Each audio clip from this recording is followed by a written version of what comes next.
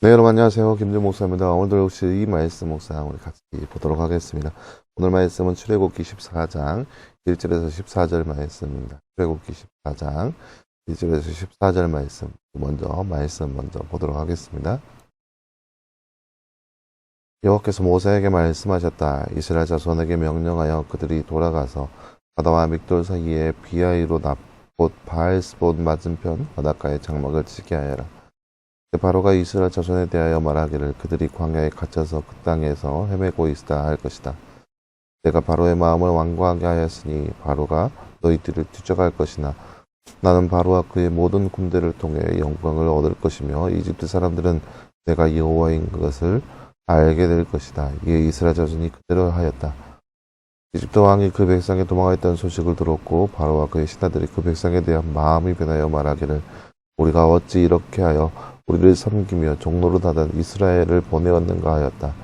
바로가 병거를 갖추고 그의 백성들을 데리고 나갔는데 분별한 병거 600대와 이집트 모든 병거들과 그것을 탄 장교들을 이끌었다.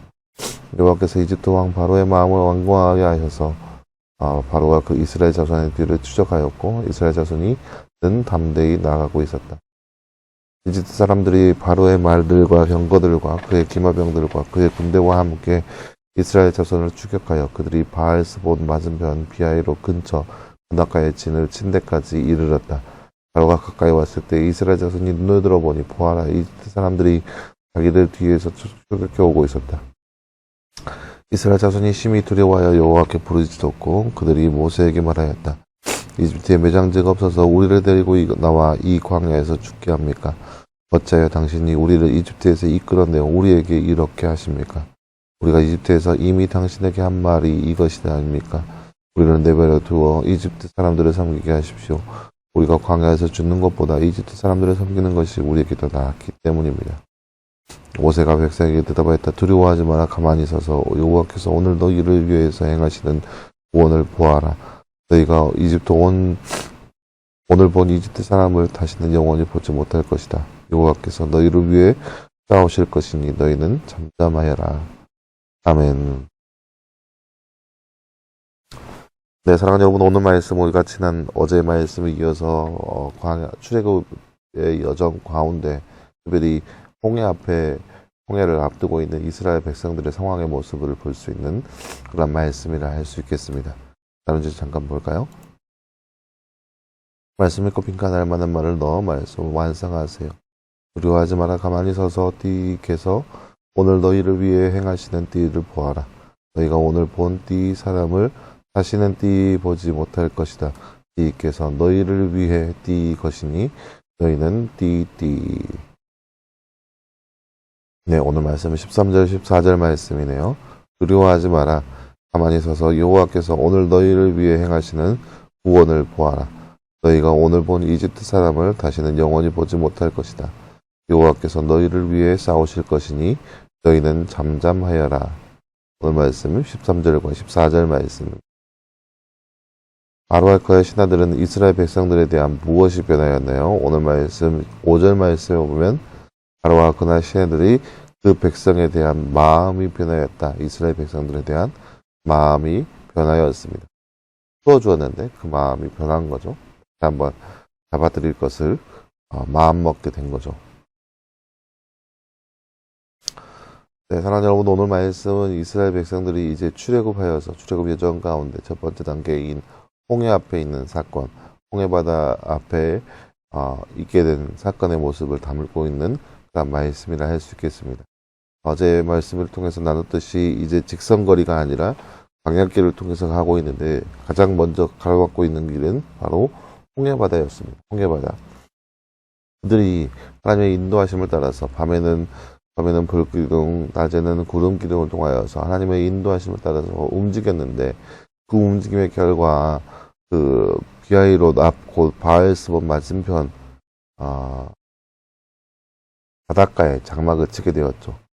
바닷가에 장막을 치고 있는 그 상황인 거예요. 하나님의 인도하심을 따라 거기까지 갔고 하나님의 인도하심을 따라서 거기서 진을 쳤는데 이거 웬걸요? 저기 애굽의 군대가 어마어마한 군대가 몰려옵니다. 병거와 철병거, 장군들 그런 것들이 몰려오는 모습을 보게 됩니다. 그러니까 그 전에 이제 애굽의 사람들이 마음이 변해서 이스라엘 백성들을 풀어준 거에 대해서 마음이 변한 거예요. 왜 이런 일이 일어났냐? 이제 애굽 땅 가운데 10가지 재앙을 통해서 애굽 사람들이 이제 다 와르르 무너지게 된 거죠. 자기들은 아무것도 아닌 것에 대해서 발견하게 된 거고, 그래서 이스라엘 백성들을 풀어주게 되었죠. 그런데 한참 뒤에 생각해 보니까 너무 억울하고 원통한 거죠. 자기들은 다 잃어버렸고, 남겨진 것이 없고, 아들까지 다 죽어버렸는데, 이스라엘 백성들이 풀려서, 나갔다는 그 사실을 다시 한번 생각하니까 원통하고 억울하게 된 거죠. 그래서 그들을 다시 뒤쫓기로 생각한 거죠. 다시 그들을 잡아들이겠다 혹은 죽이겠다라고 마음을 먹게 된 거죠. 그래서 그들이 이제 병거와 말을 타고 이스라엘 백성들을 쫓아가는 사건이 펼쳐지게 됩니다. 이러한 모습을 본 이스라엘 백성들의 마음은 어떨까요? 이제 앞에는 홍해바다가 쳐 있고 뒤에는 애굽의 병사가 몰려오고 있는 그런 상황에 놓여지자 이스라엘 백성들이 이제 모세와 하나님 앞에 원망하기 시작합니다. 애굽에 매장지가 없어서 우리를 이곳까지 데리고 왔냐? 우리가 본 성경에서는 이집트라 나와 있죠. 이집트에 우리가 매장지가 없어서 우리를 이곳에 데리고 왔냐? 왜 우리를 데리고 왔냐? 차라리 우리가 종노를 하는 게 좋지 않냐라고 원망하고 원통해하고 있는 그들의 모습을 볼 수 있습니다. 그때 하나님께서 모세를 통하여서 이스라엘 백성들에게 하시는 말씀은 너희는 가만히 있어 봐라. 가만히 서서 오늘 여호와께서 너희를 위해서 행하시는 그 구원을 보아라 라고 말씀하십니다. 오늘 본 이집트 사람들은 다시는 보지 않을 것이다 라고 말씀하시는 모습이 오늘 말씀의 내용이라 할 수 있겠습니다. 우리가 이미 내용을 알고 있지만 이제 하나님께서 앞을 가로막고 있던 홍해바다를 둘로 갈르시는 그런 사건이 일어나는 거죠. 그 전에 이스라엘 백성들을 향하여서 가만히 있어서 여호와께서 행하시는 구원을 바라보라 라고 말씀하고 있는 모세의 모습을 볼 수 있습니다. 근데 그 이전에 보면은 우리가 이 앞전 그 5절 말씀에 보면 4절 말씀이죠. 하나님께서 바로의 마음을 완고하게 하셨으니 바로가 너희 뒤를 추적할 것이나 나는 바로와 그의 모든 군대를 통해서 영광을 얻을 것이다 라고 나와 있습니다. 하나님께서 모든 것을 계획하셨다는 거예요. 그리고 이집트 사람들은 내가 여호와인 것을 알게 될 것이다 라고 하나님께서 이스라엘 백성들에게 모세에게 말씀하셨습니다. 모세에게 이렇게 말씀하셨습니다. 무슨 말이냐? 하나님께서 이미 계획하셨고 모든 것들이 계획하에 있다는 거예요. 사람의 입장에서는 어떻게 이러한 시련과 고통이 있을 수 있을까? 너무나 큰 시련이고 환난이고 어려움이라고 생각하는 거죠.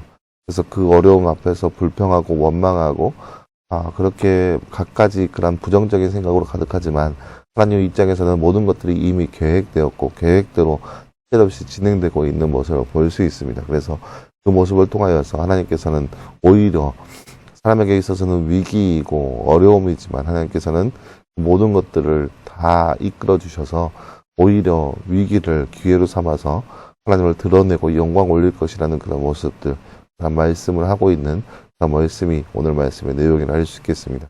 사랑하는 여러분, 오늘 하루 살아가면서 우리에게 있어서 위기라 생각되는 것들, 우리에게 있어서 어려움이라 생각하는 것들이 아마 여러 가지 있을 것이라 생각되는 건데, 하지만 그러한 것에 앞서서 그 모든 것들을 하나님께서는 다 이미 알고 계시고, 오히려 우리가 위기라고 생각하는 것들을 하나님께서는 기회로 바꾸셔서 하나님의 뜻대로 이끄신다는 것을 우리가 늘 기억하면서 하나님을 더욱더 의지하며 살아갈 수 있는 우리의 삶, 그러한 거룩한 삶이 바로 우리의 삶이 되기를 간절히 소망합니다. 이렇게 기도하겠습니다.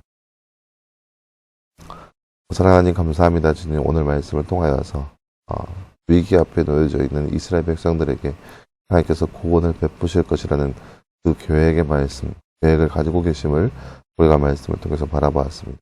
우리가 사는 동안에 우리에게 찾아오는 여러 가지 어려움과 시험과 환난을 그 앞에 원망하고 불평하는 것이 아니라 그 모든 것들을 기회로 사용하시는 하나님 앞에 더욱더 감사함으로 주님을 의지하며 살아갈 수 있는 우리의 삶 될 수 있도록 주께서 늘 함께하여 주시옵소서. 이 모든 말씀 감사드리며 살아계신 예수님의 이름으로 기도하였습니다. 아멘. 네, 사랑하는 여러분 감사합니다. 오늘 하루도 늘 말씀하여서 승리할 수 있는 또 여러분 되기를 간절히 소망합니다. 말씀 묵상 계속 진행됩니다. 내일도 역시 우리 말씀 묵상으로 함께 나가보도록 하겠습니다. 여러분 수고했습니다.